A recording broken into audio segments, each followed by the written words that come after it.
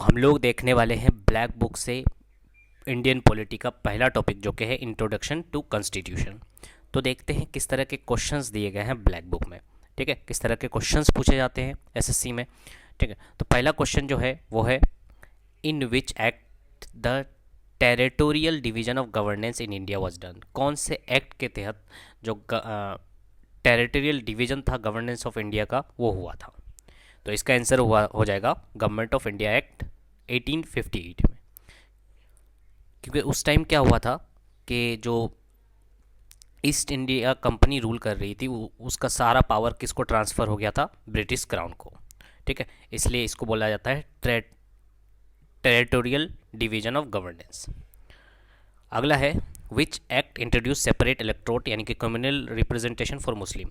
तो कौन सा एक्ट के तहत सेपरेट इलेक्ट्रोट लाया गया था मुस्लिम्स के लिए। तो इसका आंसर हो जाएगा एक्ट ऑफ 1909। डायरकी यानी system of double governance was introduce by the government of India act for the provinces of British India. तो डायरकी सिस्टम जो है यानी सिस्टम ऑफ डबल गवर्नमेंट जो इंट्रोड्यूस किया गया था वो कौन से एक्ट के तहत इंट्रोड्यूस किया गया था। तो ये हो जाएगा 1919 में। ठीक है, 1919 में लाया गया था डायरकी सिस्टम। और बात करें कि सेपरेट इलेक्टोरेट कब लाया गया था, 1909 में। डिवीजन ऑफ गवर्नेंस कब हुआ था, 1858 में। अगला क्वेश्चन है द गवर्नमेंट ऑफ इंडिया एक 1919 is a bicameral legislation for the first time in India under the British rule. It fixed the tenure of the Council of State as कितना years। तो इसका आंसर हो जाएगा 5। ठीक है, अगला क्वेश्चन पूछा गया है by which act of system dyarchy was introduce at the centre. तो डायरकी जो है वो सेंटर में कब इंट्रोड्यूस, कौन से एक्ट के तहत लाया गया था। तो इसका आंसर हो जाएगा गवर्नमेंट ऑफ इंडिया एक्ट 1935। तो हम लोग देखे थोड़ी देर पहले कि डायरकी जो था वो आपका 1919 में लाया गया था। ठीक है, ये डायरकी जो है 1919 में लाया गया था, बट सेंटर पे आपकी बात करें कि सेंटर में इंट्रोड्यूस कब कराया गया था। तो इसका आंसर हो जाएगा गवर्नमेंट ऑफ इंडिया एक्ट 1935 में। Emergency provision in India constitution has been taken from. तो इमरजेंसी का जो प्रोविजन है वो इंडियन कॉन्स्टिट्यूशन में जो लिया गया है वो कौन से कंट्री से लिया गया है, कहाँ से लिया गया है। तो इसका आंसर हो जाएगा गवर्नमेंट ऑफ इंडिया एक्ट 1935 से लिया गया है। ठीक है, अगला क्वेश्चन है which act introduce provisional autonomy during British rule in India. Provincial autonomy जो है वो इंट्रोड्यूस किया गया था कौन से एक्ट के तहत। तो ये हो जाएगा 1935 का एक्ट के तहत। ठीक है, तो 1935 में क्या क्या हुआ था ये सारा कुछ आप यहाँ पे देख सकते हैं। ठीक है, इमरजेंसी प्रोविजन लाया गया था, प्रोविंशियल ऑटोनॉमी लाया गया था।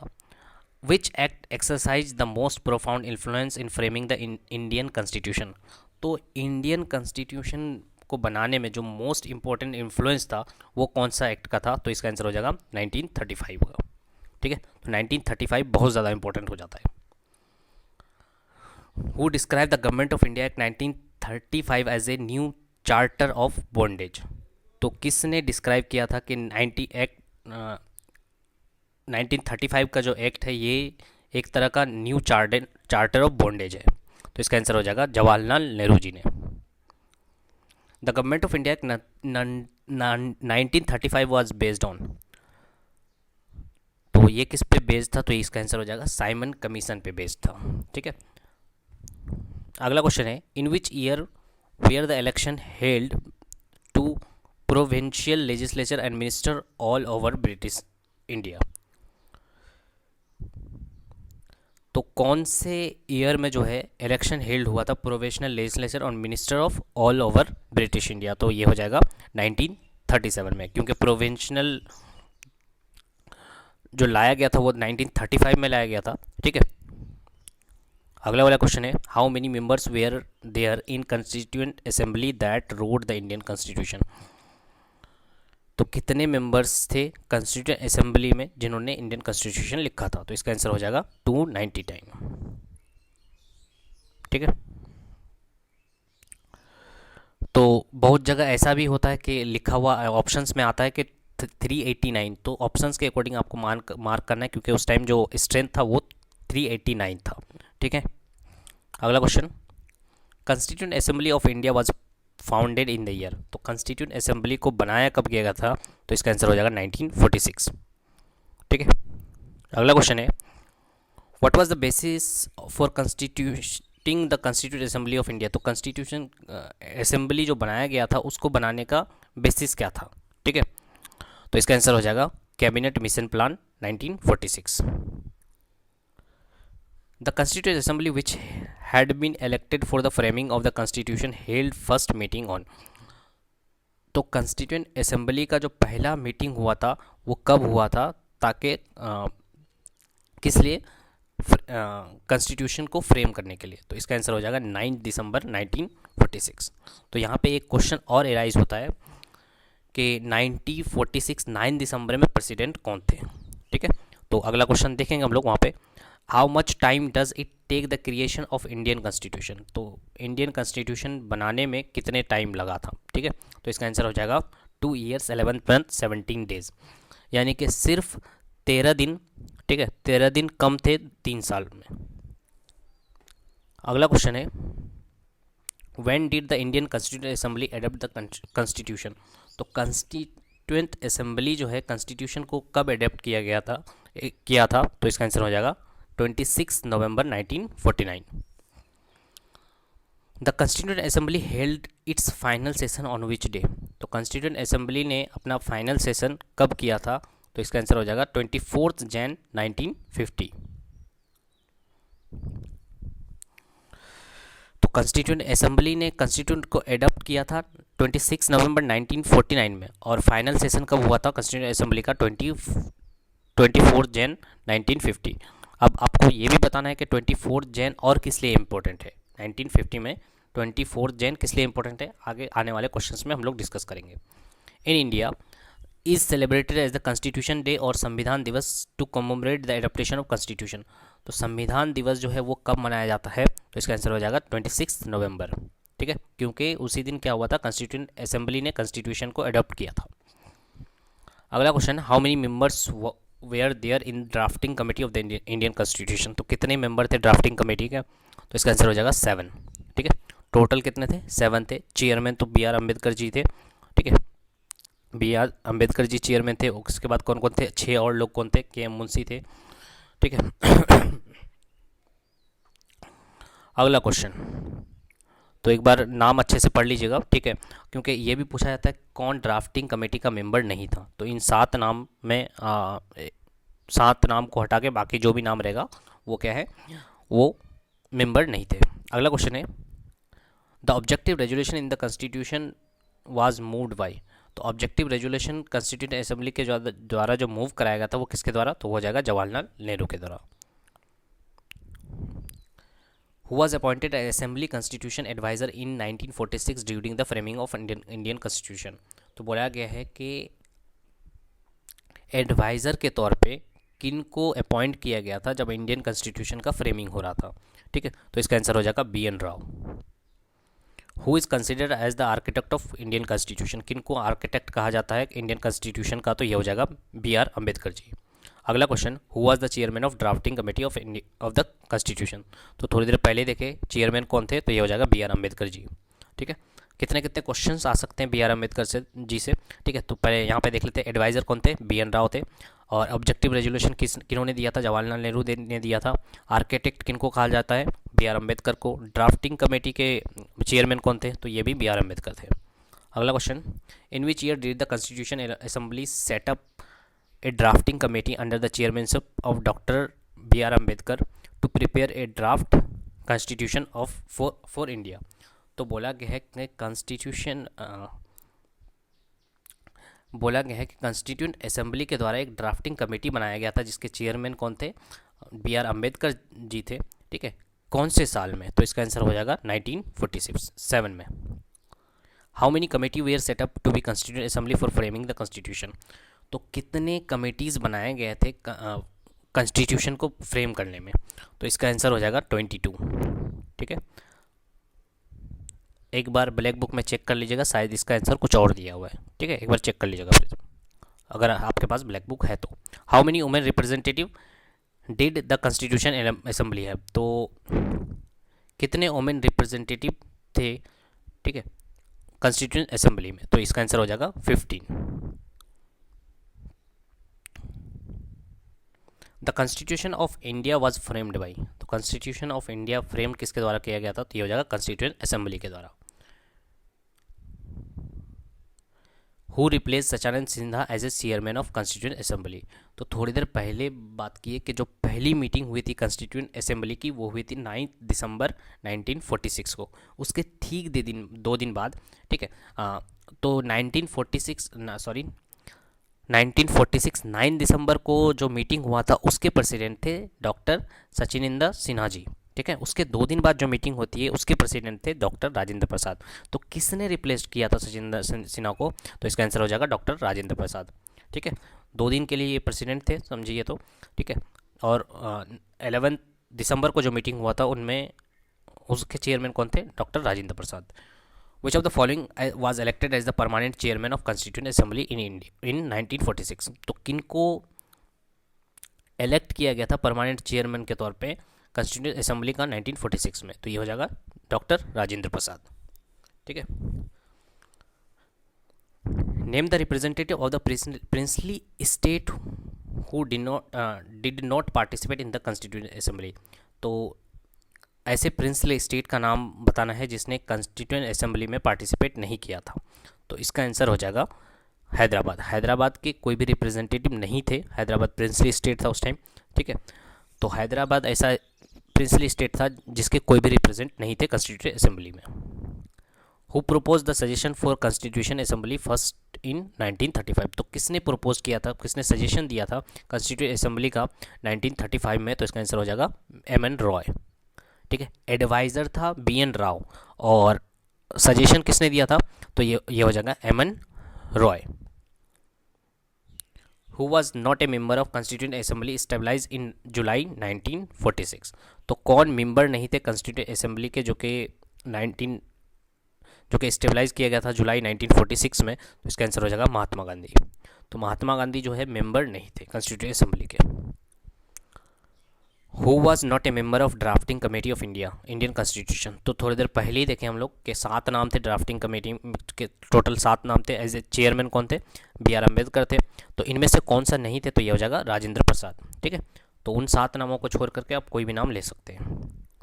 Who was the temporary president of constituent assembly, तो टेम्परेरी प्रेसिडेंट कौन थे, तो इसका आंसर हो जाएगा सचिनिंदा सिन्हा जी, ठीक है, डॉक्टर सचिनिंदा सिन्हा जी, तो मैंने बताया कि सिर्फ वो 2 दिन के लिए ही प्रेसिडेंट बने थे।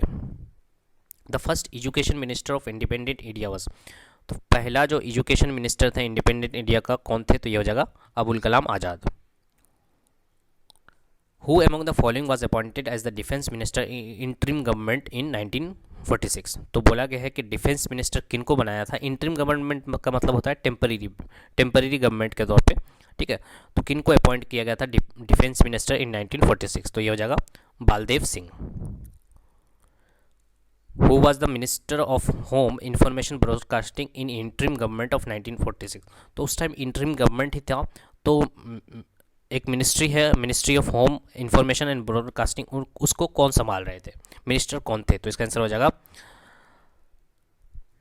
वल्लभ भाई जावेर भाई Patel. In the context of interim government 1946 of India who among the following was holding the portfolio of finance, तो जितने सारे इंटरिम गवर्नमेंट से रिलेटेड क्वेश्चन हैं सारे यहीं पे दिए हुए हैं, ठीक है, तो डिफेंस मिनिस्टर कौन थे, डिफेंस मिनिस्टर थे बालदेव सिंह, उसके बाद minister of home information broadcasting कौन संभाल रहे थे, वल्लभ भाई पटेल, ठीक है, उसके बाद आपका पोर्टफोलियो ऑफ फिनेंस कौन होल्ड कर रहा था, तो इसका आंसर हो जाएगा लियाकत अली खान। अगला question, after the constitution of India came into force 1950 the constitution assembly ceased to exist transforming itself into the till 1952, तो इसका आंसर हो जाएगा प्रोविजनल पार्लियामेंट ऑफ इंडिया। अगला क्वेश्चन है, the concept of the freedom of trade in India's constitution in adopted from the constitution of which country, तो concept जो है freedom of trade, ठीक है, वो एडॉप्ट किया गया था कौन से कंट्री के कॉन्स्टिट्यूशन से, ठीक है, तो ये हो जाएगा ऑस्ट्रेलिया। अगला क्वेश्चन है the concurrent list in the Indian constitution is adopted from. तो अब अब किस तरह के क्वेश्चन है कि कौन सा चीज़ कॉन्स्टिट्यूशन में कहाँ से लिया गया है, उस तरह के क्वेश्चन है, ठीक है। तो बोला गया है कंकरेंट लिस्ट जो लिया गया है हम लोग के इंडियन कॉन्स्टिट्यूशन में जो कि है वो कौन से कंट्री से लिया गया है, कौन से कंट्री के कॉन्स्टिट्यूशन से लिया गया है, तो इसका आंसर हो जाएगा ऑस्ट्रेलिया, ठीक है। उसके बाद बात करें कि और ऑस्ट्रेलिया से क्या क्या लिया गया है, तो जैसे फ्रीडम ऑफ ट्रेड, यानी कि फ्रीडम ऑफ ट्रेड तो आ गया। उसके बाद बात करें कंकरेंट लिस्ट की, ज्वाइंट सिटिंग की, ये भी ऑस्ट्रेलिया से लिया गया है, हम लोगों ने लिया है, ठीक है। अगला वाला क्वेश्चन देखिए the phrase equality before law use in the article 14 of Indian constitution has been borrowed from. तो यहाँ एक क्वेश्चन के साथ साथ आंसर है कि इक्वलिटी बिफोर लॉ के लिए कौन सा आर्टिकल है, क्वेश्चन आर्टिकल 14। तो बोला गया है कि ये जो है इक्वलिटी बिफोर लॉ ये हम लोगों ने कहाँ कौन से कंट्री से लिया है, तो इसका आंसर हो जाएगा ब्रिटेन, ठीक है, यानी इंग्लैंड से। अगला क्वेश्चन है the concept of constitution first originated in. तो कॉन्स्टिट्यूशन का जो कंसेप्ट है वो ओरिजिनेट कराया गया था कहाँ पे, ओरिजिनेट हुआ था कहाँ पे, ब्रिटेन में। Cabinet system and collective responsibility are the contribution of. Cabinet system और collective responsibility are the contribution of, क्या हो जाएगा, Britain. Which country does not have a documented constitution. तो कौन सा ऐसा कंट्री है जिसका पास कॉन्स्टिट्यूशन तो है लेकिन डॉक्यूमेंटेड वे में नहीं है, ठीक है, कहीं पे लिखा हुआ नहीं है, तो इसका आंसर हो जाएगा कौन, ब्रिटेन, ठीक है। अगला question the idea of residual power in Indian constitution has been taken from the constitution of. तो रेसिडुअल पावर का जो ये है, रेसिडुअल पावर का जो आइडिया है वो कहाँ के कॉन्स्टिट्यूशन से लिया गया हमारे इंडियन कॉन्स्टिट्यूशन में, तो ये हो जाएगा कनाडा। कनाडा से और क्या क्या लिया है हम लोगों ने, कनाडा से फेडरल सिस्टम लिया है, उसके बाद रेसिडुअल पावर की बात कर लिए, उसके बाद advisory jurisdiction of supreme court है, ठीक है। The federal system with strong centre has been borrowed from, अभी बात की फेडरल सिस्टम हम लोगों ने कहाँ से लिया है, तो ये हो जाएगा कनाडा। और फेडरल सिस्टम का मतलब क्या होता है कि स्टेट में भी पावर होता है और सेंटर में भी पावर होता है, हर एक अलग अलग स्टेट्स में पावर होता है और सेंटर के पास क्या होता है, ज़्यादा पावर होता है। तो ये हम लोगों ने कहाँ से लिया है, कनाडा से लिया है। Person may change but rules should not change in the principle of. तो ये हो जाएगा कॉन्स्टिट्यूशनल गवर्नमेंट। अगला question which aspect of Indian constitution has been influenced from South Africa. तो इंडियन कॉन्स्टिट्यूशन में कौन सा चीज़ है जो कि इन्फ्लुएंस हुआ है साउथ अफ्रीका के कॉन्स्टिट्यूशन से, तो ये हो जाएगा election of member of Rajya Sabha, ठीक है। अगला क्वेश्चन और एक क्या हो सकता है कि और किस चीज़ से हम लोग इन्फ्लुएंस हुए हैं वहाँ के, तो वहाँ के अमेंडमेंट से, कॉन्स्टिट्यूशनल जो अमेंडमेंट है वो भी हम लोगों ने साउथ अफ्रीका से लिए हैं, ठीक है। In India the concept of single citizenship is adopted from. तो सिंगल सिटीजनशिप हम लोगों ने कहाँ से एडॉप्ट किया है, तो ये हो जाएगा इंग्लैंड यानी ब्रिटेन से। बात करें हम लोग इसकी, ठीक है, तो कौन सा ऐसा कंट्री है जहाँ पे सिंगल सिटीजनशिप नहीं है, जैसे अमेरिका की बात करें तो वहाँ पे वहाँ पे क्या होता है अपना क्या बोलते हैं, सिटी का एक सिटी बोलिए या फिर एक इलाके का अलग सिटीजनशिप होता है और यूएसए का अलग होता है, ठीक है। The concept of sovereign parliament originated in. तो सोवरेन पार्लियामेंट ये ओरिजिनेट कहाँ से हुआ इसका कंसेप्ट, तो ये हो जाएगा इंग्लैंड से। इन the Indian constitution the principle of liberty is brought from. तो प्रिंसिपल ऑफ लिबर्टी जो है ये कहाँ से लिया गया है, तो इसका आंसर हो जाएगा फ्रांस, ठीक है। From which country the idea of constitution borrowed the idea of direct DPSP यानी directive principle of state policy, ये कहाँ से लिया है हम लोगों ने, तो ये हो जाएगा आयरलैंड से, ठीक है। Nomination of Rajya Sabha member of president was taken from. तो नॉमिनेशन ऑफ राज्यसभा मेंबर, ठीक है, ये कहाँ से लिया गया हम लोगों ने, तो ये हो जाएगा आयरलैंड से। आयरलैंड से क्या क्या हम लोगों ने लिया, डीपीएसपी लिया, उसके बाद इलेक्शन ऑफ प्रेसिडेंट लिया है, ठीक है, उसके बाद nomination of Rajya Sabha. In India constitution the method of election of president has been taken from. तो प्रेसिडेंट का जो इलेक्शन है वो कहाँ से हम लोगों ने लिया है, तो ये हो जाएगा ये भी आयरलैंड से, ठीक है। अभी बात किए नॉमिनेशन ऑफ राज्यसभा, डीपीएसपी और प्रेसिडेंट्स का इलेक्शन, ये भी आयरलैंड से लिया है हम लोगों ने। ठीक है, अगला क्वेश्चन, 5 ईयर प्लान जो लिया गया है ये कौन से कंट्री से लिया गया है, तो ये हो जाएगा रसिया से। ठीक है, 5 ईयर प्लान, उसके बाद फंडामेंटल ड्यूटीज़, ये सारे हम लोगों ने रशिया से लिया है। Which judgement that stated that secularism and federalism are the basic features of Indian constitution, तो कौन सा जजमेंट पे ये कहा गया था कि सेकुलरिज्म एंड फेडरलिज्म ये बेसिक फीचर है इंडियन कॉन्स्टिट्यूशन का, तो ये हो जाएगा SR बोमाई केस। अगला question, name the country from which the constitution features of procedure of amendment was borrowed by India, तो मैंने अभी थोड़ी देर पहले बताया था कि अमेंडमेंट का जो प्रोसीड्योर है वो हम लोगों ने कहाँ से लिया है, तो ये हो जाएगा साउथ अफ्रीका। ठीक है, कॉन्स्टिट्यूशनल अमेंडमेंट का जो प्रोसीड्योर है साउथ अफ्रीका से लिया है।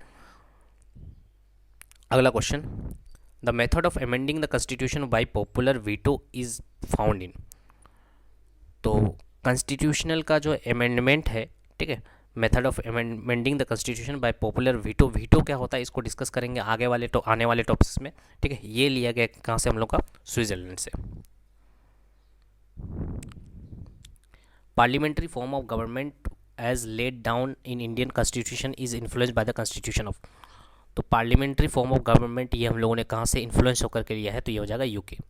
ठीक है, अगला, India has taken the concept of judicial review from which countries constitution, जो जुडिशियल रिव्यू का जो कॉन्स्टिट्यूशन है ये कहाँ से लिया गया है, ये लिया है हम लोगों ने यूएसए से। तो यूएसए से क्या क्या हम लोगों ने लिया है एक बार सुन लीजिए। ठीक है, फंडामेंटल राइट ये लिया है, इम्पीचमेंट ऑफ प्रेसिडेंट लिया है। ठीक है, function of president and vice president. ठीक है, याद रखना है कि इलेक्शन ऑफ प्रेसिडेंट आयरलैंड से लिया है, मैंने इलेक्शन किस तरह का होना चाहिए प्रेसिडेंट, वो आयरलैंड से लिया है। लेकिन इम्पीचमेंट की बात करें या फंक्शन कैसे करेगा प्रेसिडेंट, वो लिया है हम लोगों ने यूएसए से। उसके बाद जुडिशियल रिव्यू की बात करें अभी, वो यूएसए से है ना। उसके बाद इंडिपेंडेंट जुडिशरी होना चाहिए, वो भी यूएसए से। रिटन कॉन्स्टिट्यूशन, वो भी यूएसए से। प्रेम्बल, ठीक है, प्रेम्बल। उसके बाद आपका removal of supreme court and high court जजेस, ये भी लिया है हम लोगों ने कहाँ से, यूएसए से। तो इतना सारा कुछ लिया है। Fundamental rights in Indian constitution has been taken from which countries constitution, तो फंडामेंटल राइट कहाँ से लिया है, यूएसए से। From which country Indian constitution borrow, written constitution का जो कंसेप्ट है ये हम लोगों ने कहाँ से लिया है, तो ये लिया है यूएसए से। अभी थोड़ी देर पहले बात कर रहे थे कि कौन सा ऐसा कंट्री है जिसका डॉक्यूमेंटेड या रिटन कॉन्स्टिट्यूशन नहीं है, तो ये हो जाएगा ब्रिटेन। लेकिन रिटन कॉन्स्टिट्यूशन कहाँ का है, यूएसए का। The method of impeachment of president, president का इम्पीचमेंट ये हम लोगों ने कहाँ से लिया है, ये हो जाएगा यूएसए से। ठीक है, याद रखना है इम्पीचमेंट ऑफ प्रेसिडेंट ये लिया गया है यूएसए से। ठीक है, या फिर प्रेसिडेंट फंक्शन कैसे करा ये भी यूएसए से। लेकिन बात करें कि इलेक्शन कैसे होगा प्रेसिडेंट का, तो वो लिया है आयरलैंड से। The two basic principle of liberal theory of democracy it's emphasised bye John लोके आर। ठीक है, दो बेसिक प्रिंसिपल जिस पे जॉन लोके ने एम्फेसाइज्ड किया था वो कौन कौन से थे, तो ये हो जाएगा universal adult franchise and right to property. अगला, fundamental duties in the Indian constitution are borrowed from the, तो फंडामेंटल ड्यूटीज़ कहाँ से लिया है, ये हो जाएगा यूएसएसआर से, यानी रशिया से। ठीक है, when was the first central legislative assembly constitution, तो फर्स्ट लेजिस्लेटिव असेंबली जो है कॉन्स्टिट्यूट कब किया गया था, तो ये हो जाएगा 1920। On which day the constituent assembly of India has adopted Hindi written as Devanagari script as one of the official language of the republic of India, तो इसका आंसर हो जाएगा 14 सितंबर 1950। When did the constituent assembly adopted national anthem, national anthem को कब adopt किया गया था, तो ये हो जाएगा 24 जनवरी 1950 को। ठीक है, मैंने पहले ही बताया कि कॉन्स्टिट्यूंट असेंबली का लास्ट मीटिंग जो हुआ था वो 24 जन को ही हुआ था। ठीक है, और नेशनल एंथम भी इसी दिन को अडॉप्ट किया गया था। ठीक है, अगला क्वेश्चन है,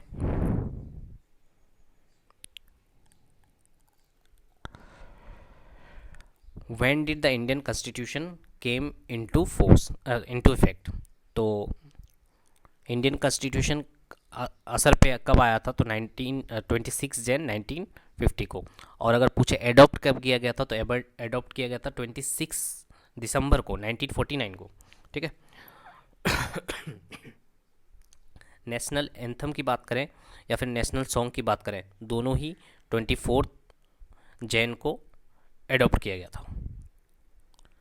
when was our national anthem first song, है ना, नेशनल एंथम पहली बार कहाँ गाया गया था, ठीक है, और कौन से साल में गाया गया था, तो ये हो जाएगा 27 दिसंबर 1911 में, कोलकाता में। ठीक है। जैन 26 selected as the date for the inauguration of the constitution because, तो 26 जो है वो 26 जैन जो है वो कॉन्स्टिट्यूशन का इनोग्रेशन के लिए क्यों सेलेक्ट किया गया, because Congress has observe it is independence day in 1930। तो सुने होंगे कि 1930 में ही पूर्ण स्वराज का डिमांड किया गया था, तो इसलिए जैन 26 को ही क्या किया गया, कॉन्स्टिट्यूशन का इनोग्रेशन किया गया। The state operate through, state किसके द्वारा ऑपरेट किया जाता है, तो ये हो जाएगा government. Indian constitution states that the total number of minister including the prime minister in the council of 5 minister shall not be exceed इतना percent of total number of members of the house of people. तो कितना percent नहीं होना चाहिए, तो ये हो जाएगा 15%। How many parts are there in the constitution, कितने पार्ट्स हैं इंडियन कॉन्स्टिट्यूशन में, तो ये हो जाएगा 25। Which is the feature to both the Indian federation and American federation, तो क्या फीचर है इंडियन फेडरेशन और अमेरिकन फेडरेशन का, तो ये हो जाएगा a federal supreme court to interrupt the constitution. तो फेडरल सुप्रीम कोर्ट ही है जो कि इंटरप्ट कर सकता है कॉन्स्टिट्यूशन को। What was the exact constitutional position of Indian Republic when the constitutional was brought into force with effect from 26 Jain 1950। तो ये पूछा गया है कि what was the exact constitutional position of the Indian Republic जब कॉन्स्टिट्यूशनल को क्या किया जाता है, गया था, फोर्स में लाया गया था। ठीक है। तो इसका आंसर हो जाएगा a sovereign democratic and republic था। Who said democracy is the government of the people for the people by the people, किसने कहा था ये, तो इसका आंसर हो जाएगा अब्राहम लिंकन ने। द कॉन्स्टिट्यूशन, तो कॉन्स्टिट्यूशन क्या है, allows re election of a person to the president post. तो ऑप्शंस के अकॉर्डिंग मानना था कि कॉन्स्टिट्यूशन क्या कहता है, तो कॉन्स्टिट्यूशन कह सकता है कि कहता है कि allows re election of a person to the president post के लिए री इलेक्शन हो सकता है। The first defence minister of India was, first defence minister कौन हो गए, तो बलदेव सिंह। तो ये इंटरम गवर्नमेंट के टाइम पे यानी 1946 के टाइम पे थे ये first defence minister. As per the constitution India is also known as, तो कॉन्स्टिट्यूशन के तहत इंडिया को क्या बोला जाता है, तो ये हो जाएगा Bharat. The state possess, state के पास क्या है, both internal external sovereignty. Shadow cabinet is the feature of administration system of, तो शैडो कैबिनेट जो है ये फीचर है एडमिनिस्ट्रेटिव सिस्टम किसका, ब्रिटेन का। Equality before law in India was is derived from, तो इक्वलिटी बिफोर लॉ थोड़ी देर पहले क्वेश्चन आया था कि आर्टिकल नंबर 14 से है। ठीक है। उसके बाद ये लिया गया कहाँ से, कॉन्स्टिट्यूशन की बात कर रहे हैं। ठीक है। In India legal sovereignty is vested with, इसका आंसर हो जाएगा constitution. which is the supreme law that determine the relationship among people living in a territory and also relationship between the people and the government। तो supreme law कौन है जो कि determine करता है रिलेशनशिप। ठीक है। तो इसका आंसर हो जाएगा constitution. Who guarantee equality to all Indian citizens, तो कौन गारंटी देता है इक्वलिटी का इंडियन सिटीजन्स को, तो ये भी हो जाएगा constitution. Improves the quality of decision making, कौन चीज़ जो है इम्प्रूव करता है क्वालिटी ऑफ डिसीजन मेकिंग, तो ये हो जाएगा डेमोक्रेसी। डेमोक्रेसी से हम लोग जो डिसीजन मेकिंग है उसके क्वालिटी में इम्प्रूव ला सकते हैं। इंडिया इज ए क्या है, डेमोक्रेसी, डेमोक्रेटिक कंट्री हो सकता था, तो डेमोक्रेसी ऑप्शन में दिया हुआ था। ठीक है। Which form of government enhance the dignity of citizens, तो ये हो जाएगा democratic.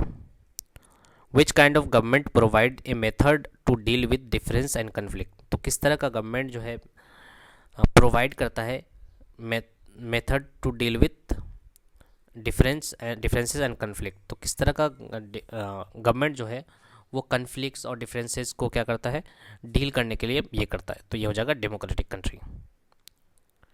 In which form of government the final decision making power lies with those elected by the people.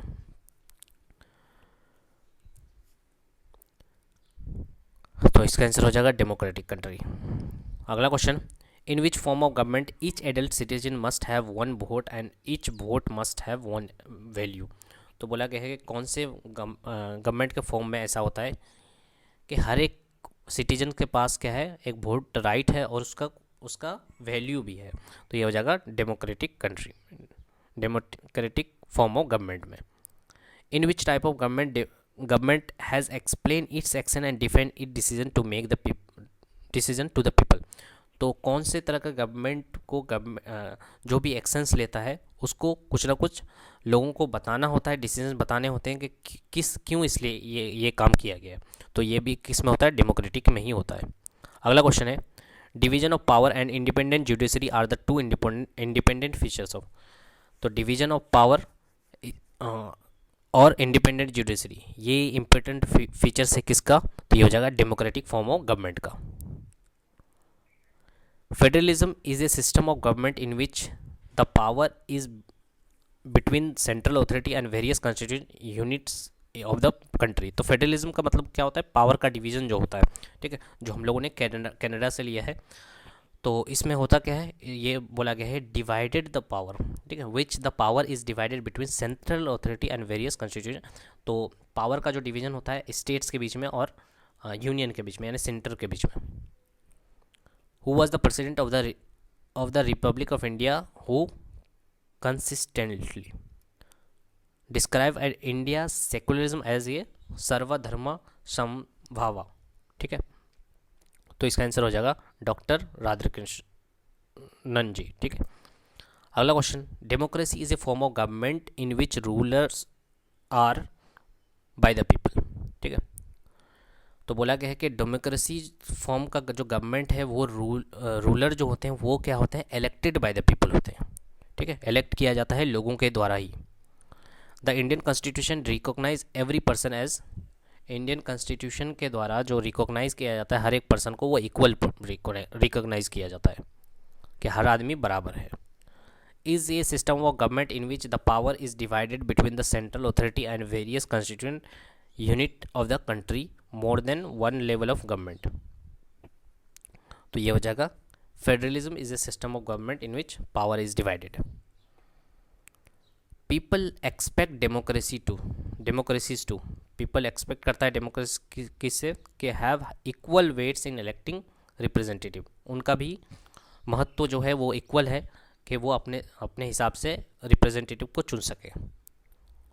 India is republic, India republic इसलिए है क्योंकि head of the state is elected not by inherited, यानी कि India republic इसलिए है क्योंकि लोगों के द्वारा उनके हेड चुने जाते हैं, ठीक है, लोगों के द्वारा ही चुने जाते हैं कि मिनिस्टर्स कौन होंगे, ठीक है, इसलिए क्या होता है, इंडिया क्या है, रिपब्लिक है।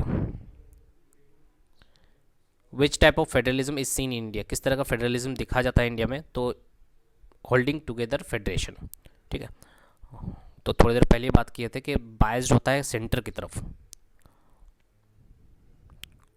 जैसे कि इंडिया में होता है, स्पेन में होता है, बेल्जियम होता है, यानी टिल्ट होता है किसके तरफ, सेंट्रल अथॉरिटी की तरफ। What are the unitary features of Indian constitution, तो यूनिटरी फीचर्स क्या है इंडियन कॉन्स्टिट्यूशन का, तो ये हो जाएगा single constitution for state and centre, ठीक है, स्टेट्स के लिए और सेंटर के लिए क्या है, सिंगल कॉन्स्टिट्यूशन है। उसके बाद सिंगल सिटीजनशिप भी है, जैसे थोड़ी देर पहले बात कर रहे थे कि अमेरिका का स्टेट्स और सेंटर के लिए अलग अलग सिटीजनशिप है, बट इंडियन कॉन्स्टिट्यूशन में सिंगल सिटीजनशिप होता है। इंटीग्रेटेड जुडिशरी होता है, ठीक है, इंडिपेंडेंट जुडिशरी होता है। अगला क्वेश्चन है, what comes under the elements of basic features of Indian constitution. तो इंडियन कॉन्स्टिट्यूशन का बेसिक स्ट्रक्चर जो है, बेसिक एलिमेंट्स जो है वो कौन कौन से हैं, तो ये हो जाएगा supremacy of the constitution, constitution को सुप्रीम समझना, fair free and fair election और जुडिशियल रिव्यू। अगला क्वेश्चन है, is the largest democracy in the world, सबसे बड़ा जो डेमोक्रेसी है वो कौन सा है, तो ये हो जाएगा India.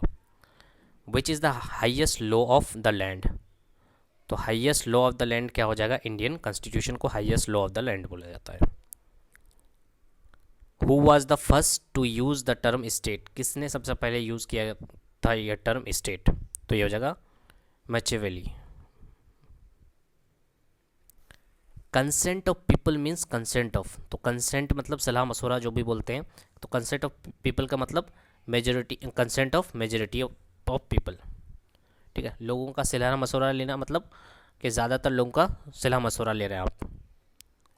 Which artist decorated the handwritten copy of Indian constitution, तो बोला गया है कि कौन सा ऐसा आर्टिस्ट था जिसने Indian written hand written constitution को डेकोरेट किया था, तो इसका आंसर हो जाएगा Nandlal Bose.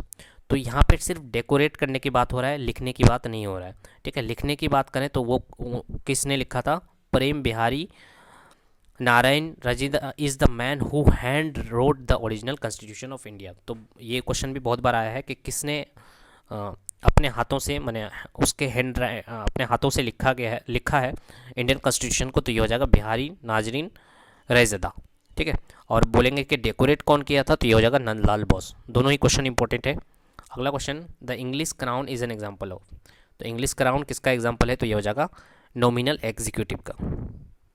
The two forms of democracy are, तो दो तरह के डेमोक्रेसी होते हैं, एक तो होता है पार्लियामेंट्री एंड एक होता है प्रेसिडेंशियल। तो हमारे यहाँ किस तरह का होता है, हमारे यहाँ होता है parliamentary. The source of authority of Indian constitution is, तो source of authority of Indian constitution ये हो जाएगा people of India.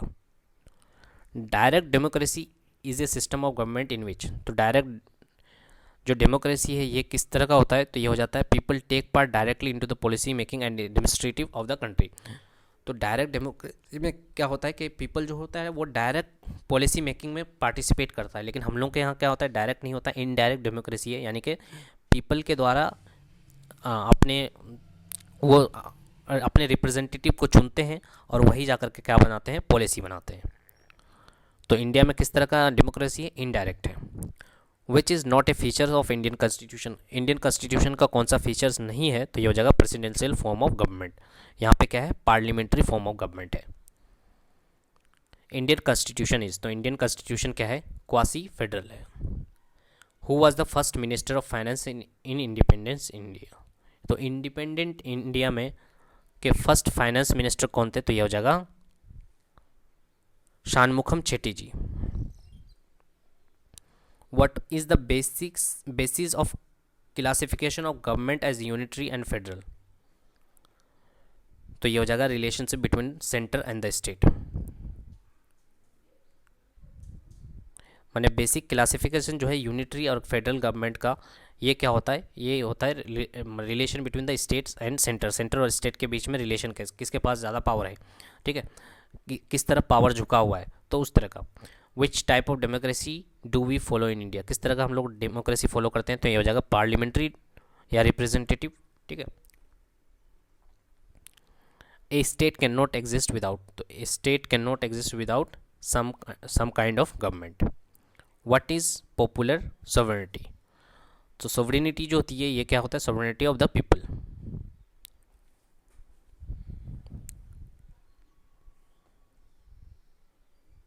The unitary system of government possess which advantage, तो यूनिटरी सिस्टम जो है ये किस तरह का एडवांटेज मिलता है, तो ये हो जाएगा स्ट्रॉन्ग स्टेट, ठीक है।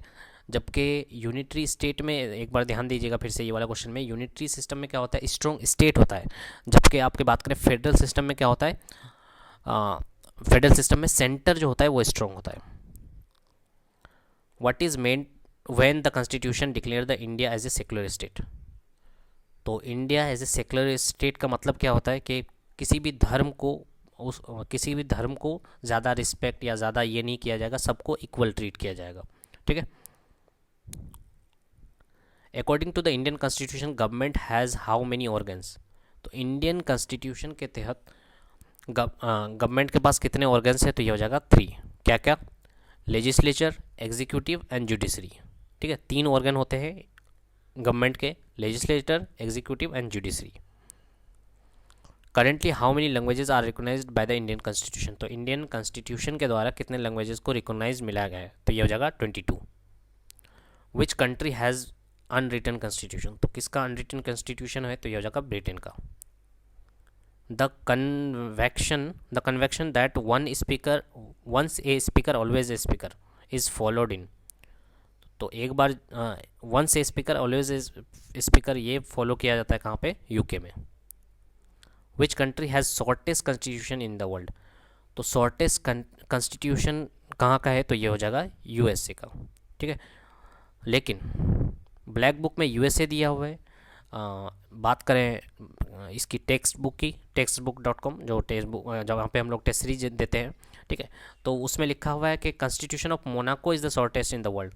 कहीं कहीं पे जापान लिखा हुआ है, तो एक बार इसको आप ऑप्शंस के अकॉर्डिंग ही मार्क कीजिएगा। यूएसए भी याद रखिए, मोनाको भी याद रखिए, जापान भी याद रखिए, जो आंसर आए मार दीजिएगा। ठीक है, क्योंकि अलग अलग जगह पे अलग अलग लिखा गया है। तो मैंने पहले बता दिया, ब्लैक बुक में यूएसए लिखा हुआ है और आपका टेक्स्ट बुक में मोनाको लिखा हुआ है, और कहीं कहीं पे मुझे जापान में मिला। Which country enjoys the federal form of government, कौन सा country federal form of government enjoy करता है, तो ये हो जाएगा USA. Indian constitution declare India as, तो इंडियन कॉन्स्टिट्यूशन डिक्लेयर क्या करता है कि इंडिया क्या है, यूनियन ऑफ स्टेट्स है, यानी कि स्टेट्स का समूह है। Which is not a features of Indian constitution of India, कौन सा फीचर्स नहीं है इंडियन कॉन्स्टिट्यूशन का, तो ये हो जाएगा unitary system. Sorry, what is the meaning of public interest litigation. Public interest litigation का मतलब क्या होता है, एक case brought by anyone to court involving public interest. Autocracy का मतलब क्या होता है, ऑटोक्रेसी का मतलब होता है एब्सोल्यूट रूल बाय वन, किसी एक के द्वारा जो रूल किया जाता है, किसी माने कोई कंट्री है जिसमें एक ही रूल कर रहा है, किंग है, तो उसको बोलते हैं autocracy. What is meant by defection, defection का मतलब होता है अदला बदली, changing party after winning election, माने इलेक्शन जीत गया उसके बाद क्या कर रहा है कि हम ये वाला पार्टी से तो जीत गए लेकिन अब दूसरे पार्टी में चले जाएंगे। ठीक है, तो उस तरह को बोलते हैं डिफेक्शन। एक लॉ भी आता है anti defection law. Is sudden overthrow of government illegally, तो उसको क्या बोला जाता है, अगर गवर्नमेंट अगर क्या हो रहा है, ओवरथ्रो हो जा रहा है, यानी कि गवर्नमेंट को आर्मी वगैरह कब्जा कर लेने गवर्नमेंट में, यानी गवर्नमेंट फॉल कर जाता है, ठीक है, इलीगली, तो इसका आंसर हो जाएगा, इसको बोलते हैं कू। ठीक है, ये कूप नहीं बोलते हैं, कू बोलते हैं। कू का मतलब क्या होता है, अगर किसी का कोई गवर्नमेंट था उसको हटा दिया जाता है आर्मी के द्वारा, ठीक है, इलीगली, तो उसको बोलते हैं कू। अगला क्वेश्चन है, the term greater India denotes, greater India का मतलब क्या है, कल्चरल यूनिटी। ठीक है, तो ऑप्शंस कुछ भी आ सकता है, आपको ध्यान रखना है। ग्रेटर इंडिया का मतलब क्या होता है, अलग अलग तरह का कल्चर जो है उसका यूनिटी। प्रिवेंटिव डिटेंशन, मतलब प्रिवेंटिव डिटेंशन का मतलब होता है detention without interrogation, interrogation. The term caste was drive from, तो कास्ट जो है ये ड्राइव किया गया कहाँ से, पुर्तगीज से। Vote on account means, vote on account का मतलब क्या होता है कि मान लीजिए कि जिस तरह से टेम्परेरी बेसिस पे कोई बिल बनाते हैं, उसी तरह से होता है ये वोट ऑन अकाउंट। ठीक है, तो statutory acceptance of expenditure related to the demand of grant till the passage of planning bill. ठीक है, तो एक्चुअली में ये भी किस तरह का होता है, टेम्परेरी बेसिस पे होता है। मान लीजिए कि आपका जैसे इलेक्शन होने वाला है, या फिर क्या होता है कि आप जब तक कोई बिल वगैरह नहीं आ जाता है, बिल मने बैठक वगैरह नहीं हो जाता है कि कितना खर्चा आएगा नहीं आएगा, तो उससे पहले क्या करते हैं हम लोग, उससे पहले भी तो खर्चा हुआ होगा। मान लीजिए इलेक्शन जीता, ठीक है, तो उस टेम्परेरी बेसिस पे जो बिल बनाया जाता है उसी को बोलते हैं वोट ऑन अकाउंट। कू के बारे में क्या डिस्कस किए, कू क्या होता है, sudden overthrow of government illegally. Constitutional monarchy means, constitutional monarchy का मतलब क्या होता है, king exercise power granted by constitution. The right of a person the right of a person party of nation to stop a certain decision और law is called. तो person, किसी person का जो राइट है, party of nation to stop certain decision और law, ठीक है, इसको क्या बोलेंगे, इसको बोलते हैं वीटो। वीटो के बारे में हम लोग आने वाले चैप्टर्स में डिस्कस करेंगे, ठीक है। The ratio of length to height, तो लेंथ और हाइट का जो रेशियो, हाइट बोले तो विद का जो रेशियो है हमारे फ्लैग का, इंडियन फ्लैग का, वो कितना होता है, तो ये होता है 3:2, यानी कि लेंथ होगा 3 और हाइट कितना होगा 2। How many spokes are there in the Ashoka chakra depicted on the national flag of India, तो हमारे इंडियन फ्लैग में जो अशोका चक्र दिखाया गया है उसमें कितने स्पोक्स होते हैं, तो ये हो जाएगा 24। What is the colour of Dharma Chakra in the middle of our national flag, तो नेशनल फ्लैग के बीच में जो वो अशोका चक्र होता है उसको धर्म चक्र भी बोलते हैं, ठीक है, उसमें कौन सा कलर दिया जाता है आउटर साइड में, तो वो हो जाएगा blue, navy blue. What is the approximate playing time of full version of Indian national anthem, तो इंडियन नेशनल एंथम का प्लेइंग टाइम वो कितना होता है अप्रोक्सीमेट, वो होता है 52 seconds. Which of the following animal does not find a place in the national emblem of India, तो नेशनल एम्बलम में कौन कौन सा एनिमल है ना, इसमें पूछा गया है कौन सा नहीं है, तो ये हो जाएगा आंसर कैमल, ठीक है। कौन कौन सा है उसको देख लेते एक बार, तो बुल होता है, हॉर्स होता है, लायन होता है, उसके बाद एलिफेंट भी होता है, ठीक है, कैमल नहीं होता है। तो यहाँ पे देख सकते हैं एलिफेंट है, ठीक है, उसमें लायन तो है ही, उसके बाद हॉर्स है, बुल है, ठीक है, तो ये सारे लायंस तो होता ही है, ठीक है, तो ये सारे एनिमल्स जो है इनको,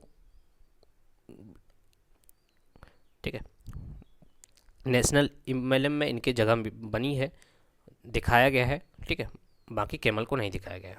next, in pre independent India Dadabhai Naoroji was the first discuss the concept of, तो प्री इंडिपेंडेंट इंडिया में दादा भाई निरोजी ने सबसे पहली बार डिस्कस किया था क्या, पॉवर्टी लाइन को। The constitution of India as adopted on 26 November 1949 contained a preamble 395 articles and कितना शेड्यूल, ठीक है, तो बोला गया है कि जो कॉन्स्टिट्यूशन एडॉप्ट किया गया था 1949 को, उसमें 395 आर्टिकल्स और कितना शेड्यूल है, तो ये हो जाएगा 8। Which country has the lengthiest written constitution in India, तो सबसे लेंदियस्ट रिटन कॉन्स्टिट्यूशन किसका है, तो हमारा ही है, इंडिया का है। अगला क्वेश्चन है, in which country political theory of fascism started, तो कौन से कंट्री में पॉलिटिकल थ्योरी जो है ये फैसिज्म स्टार्ट हुआ था, तो इसका आंसर हो जाएगा इटली में, ठीक है। तो इंट्रोडक्शन टू कॉन्स्टिट्यूशन, ठीक है, अब फैसिज्म क्या होता है ये देख लीजिएगा, ठीक है, डिक्टेटर के द्वारा जो कंट्रोल किया जाता है, ठीक है, उसी को बोलते हैं फैसिज्म, ठीक है। A way of organising a society in which a government rule by the dictator control, जैसे इसकी बात करें, हिटलर की बात करें, live of the people and which people are not allowed to disagree with the government, यानी कि fascism का मतलब क्या होता है, आपको गवर्नमेंट के साथ हर हालत में सहमत होना पड़ेगा, गवर्नमेंट से डिसएग्री नहीं कर सकते हैं, ठीक है। तो इतने सारे क्वेश्चन थे हमारे इंट्रोडक्शन टू कॉन्स्टिट्यूशन से ब्लैक बुक में। इसके बाद देखेंगे हम लोग अगला टॉपिक।